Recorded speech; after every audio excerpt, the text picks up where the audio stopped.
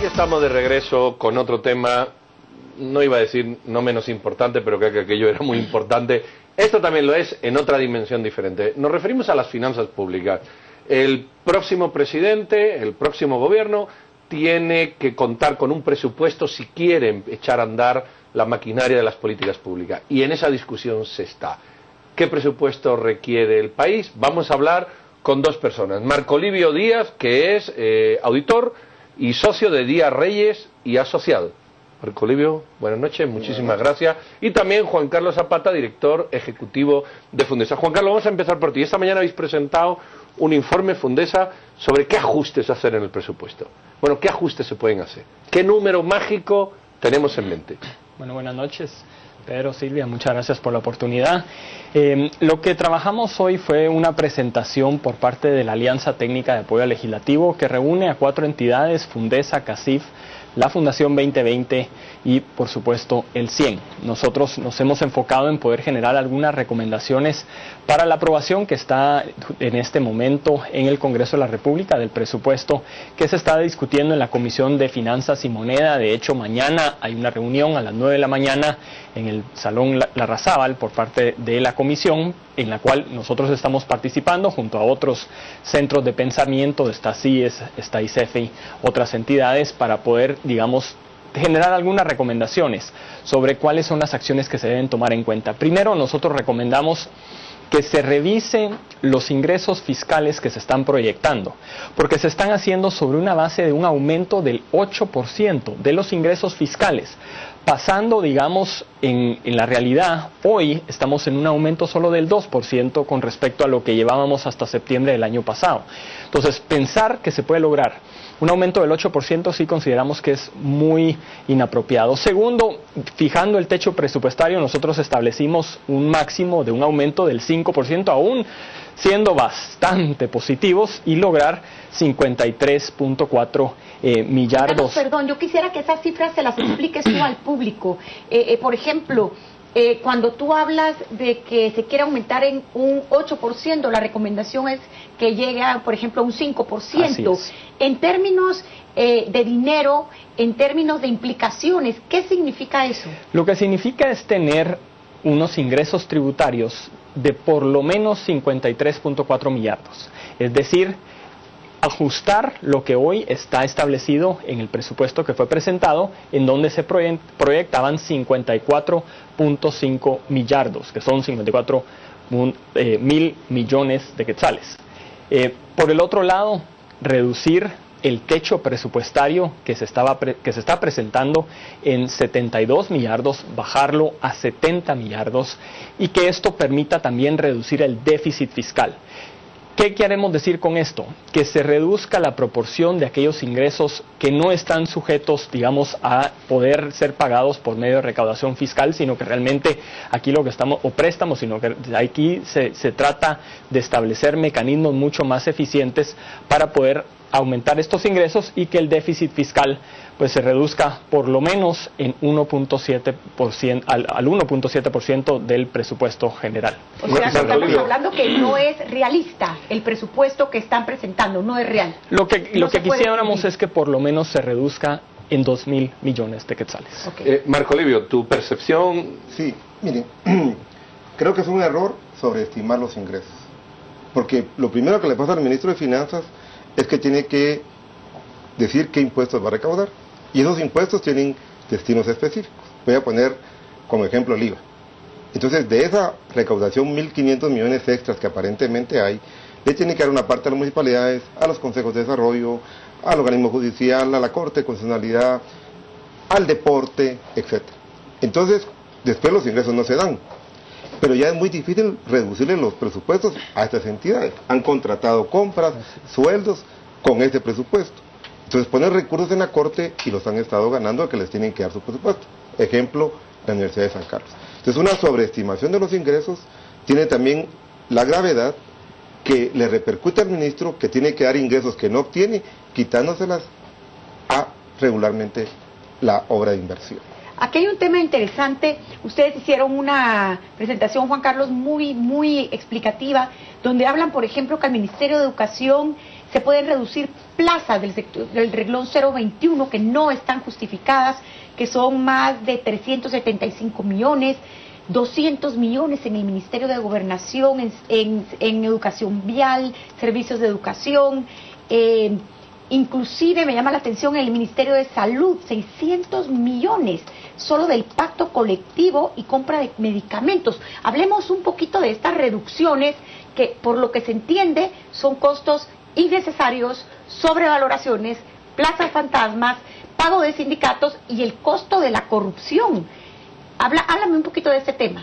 ¿Qué pasa si quitamos el costo de esto? Claro, y no voy a hablar mucho porque en el segmento anterior se vio, esto solo es los efectos de lo que estamos viendo en el primer segmento, y en donde realmente lo que se está hablando aquí es que se tiene que dar seguimiento. Primero, a los pactos colectivos, especialmente en el Ministerio de Salud, en donde ya la Procuraduría General de la Nación está interponiendo un recurso para declarar lesivo ante los intereses del Estado el pacto colectivo que se firmó en el Ministerio de Salud. Por el otro lado, pues también sabemos de sobrevaloración de algunas medicinas en este ministerio. Adicionalmente, es importante, y esto fue algo que también los dos candidatos que estaban en la contienda de la segunda vuelta electoral firmaron para poder darle un seguimiento a todos los contratos, tanto en el renglón 021 como en el renglón 018. El renglón 018 también se utiliza mucho para hacer estudios, contratar personas por 3 meses. Entonces, todo ese tipo de análisis, lo que necesitamos también dentro del Estado es poder tener un registro de cuántas personas existen en el Estado y poder mapear a una persona con su plaza.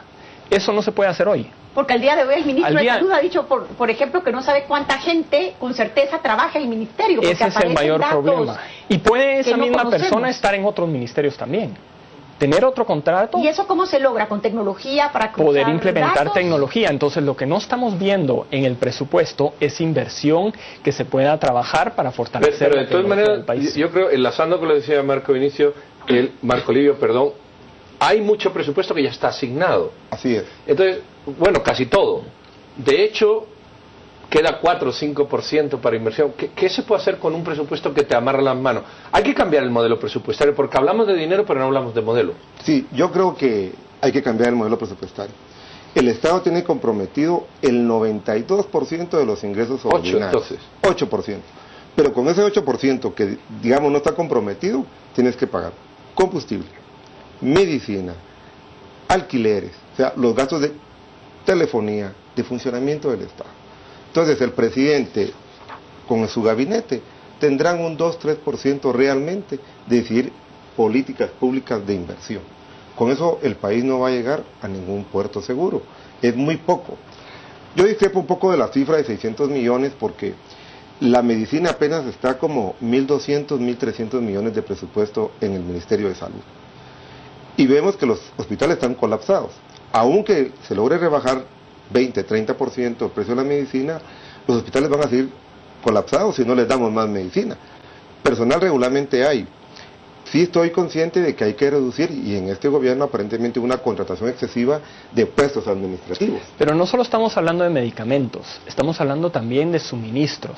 Y aquí voy a poner el ejemplo del famoso Vitacerial que ahorita se está venciendo en el Ministerio de Salud. Y lo pueden ir a ver. Ahí están las bodegas llenas de Vitacerial. El ministro actual, que claro, él recibió esa pacaya, no sabe ni qué hacer con todo el Vitacerial, está viendo si alguien se lo quiere llevar, pero ya se está dando cuenta que si hace eso, está validando la compra. Entonces ya ahorita ya lo está pensando. Entonces aquí no solo estamos hablando de medicamentos, estamos hablando de suministros que muchas veces se compran para favorecer a alguna persona, algún contrato, y que después solo se engaveta. Y a mí me llama mucho también la atención, hay aportes a ONGs de 250 millones. ¿Qué ONGs son y qué ONGs reciben 250 millones del presupuesto? Cuéntenme un poquito. Pues ese es el tipo de acciones que se tienen que trabajar, se tienen que empezar a fortalecer la revisión, porque muchas veces, y ese es otro de los temas, el presupuesto, para poder empezar a ver al detalle, es muy complicado. Es muy complicado la forma en que en el sistema del sistema integrado de administración financiera se puede realmente generar mejor transparencia. Entonces esas son recomendaciones puntuales que se tienen que hacer en poder también fortalecer la transparencia en la calidad del gasto público. Y por último, la tercera recomendación que hacíamos hoy en la mañana es que también se tienen que revisar algunas normas en cuanto al presupuesto, especialmente en no tratar de financiar gasto corriente con préstamos. Sí, con los préstamos. Que eso es... Pero yo querría insistir porque eso trabaja en lo que ya tenemos. Sí. ¿Cómo evolucionamos de lo que ya tenemos? Porque si no, vamos a estar siempre peleando lo mismo, el 8%. Claro. El presupuesto general de la Nación ha estado alrededor del 14,5%. Ahora parece que hay una disminución al 13,8% respecto al PIB. Eso, y si tratamos de reducir del déficit, que hay que consolidar el déficit, que no se puede hacer en un solo periodo presidencial, posiblemente ir de 1,9 que está ahorita a 1,7, 1,5, 1,3. Y yo creo que hay que quitar muchos de los destinos específicos. No es posible que estemos dándole al deporte una gran cantidad de dinero cuando no hay salud, no hay seguridad y no hay justicia. O Aunque cuando el hay deporte dice que es poca. Pero es... proporcionalmente, ¿no? Sí, correcto. Pero estamos hablando ahí del IVA PAS, del aporte constitucional, 2,5% que está en el presupuesto. Puedes tener una catástrofe nacional y no puedes quitarle esos recursos al deporte o reducirlos un poco para atender la catástrofe. En las ONGs yo también veo que no es tan fácil reducir tanto, porque ahí tenemos, por ejemplo, a UNAER que atiende al enfermo renal, tenemos a la ayuda al cáncer, UNOPS, Cruz Roja... que son las que menos reciben al final, porque cuando uno ve UNAER y todo sí tiene bastantes, porque la ayuda al cáncer también tiene bastante. Yo creo que el ministro de Finanzas que asuma va a tener que hacer una contención del gasto desde el principio. Entonces ahí, porque como dices bien, es muy difícil porque cada ministerio tiene su presupuesto y no, el Ministerio de Finanzas no tiene potestad de decidir por cada ministerio, pero sí puede poner normas de contención del gasto y eso funciona. Contener el gasto, por ejemplo, 5% en todos los ministerios o en todo el presupuesto general de la Nación de 60,000 millones, 5% son 3,000 millones. Antes de que despidamos el programa, que estamos sobre tiempo, yo solo quiero preguntarles, Jimmy Morales ha nombrado ya una comisión para que se reúna a revisar el presupuesto desde el Congreso y él ha hecho acercamientos. ¿Creen ustedes que existe la posibilidad, antes de que él asuma el 14 de enero, de que lleguemos a un acuerdo en el tema del presupuesto que es tan importante? Pues mañana hay una reunión, esperamos que lleguen esas personas nombradas por el presidente electo y que en conjunto pues empiece un diálogo mucho más técnico. Ahí también vamos a tener una presentación por parte del Ministerio de Finanzas y lo que esperamos es que el presupuesto sea aprobado antes del 30 de noviembre, que es la fecha límite. Sí, correcto. Yo creo que deben de sumar personas técnicas a esas comisiones y se puede hacer el esfuerzo. Él necesita empezar con un presupuesto balanceado. Yo repito, iniciar con un presupuesto que sobreestime los ingresos perjudica doblemente al Ejecutivo, porque tiene que empezar con la distribución que manda la Constitución, el IVA, todos los impuestos que tienen destinos específicos. Muy bien, pues señor presidente electo, con el mejor ánimo posible, aquí tiene dos personas que han estudiado el tema y muchos más, que le instamos a seguir estas recomendaciones. No son imposiciones, son simplemente ideas, pero son ideas y sugerencias de personas que lo han estudiado y que tienen la capacidad de hacerlo. Le queremos decir, y a ustedes también, que el programa a las 8:45 ha sido tendencia hoy en redes. Los dos temas se han posicionado muy bien. El primero, triste y lamentable, que ha sido un desfalco de los fondos públicos, y el segundo, precisamente, de cómo readecuar los fondos públicos de la mejor manera posible. Marco, muchísimas gracias.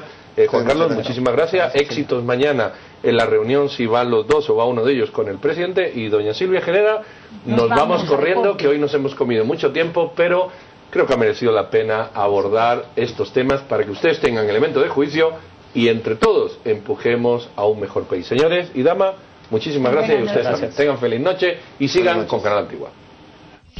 Los deportes.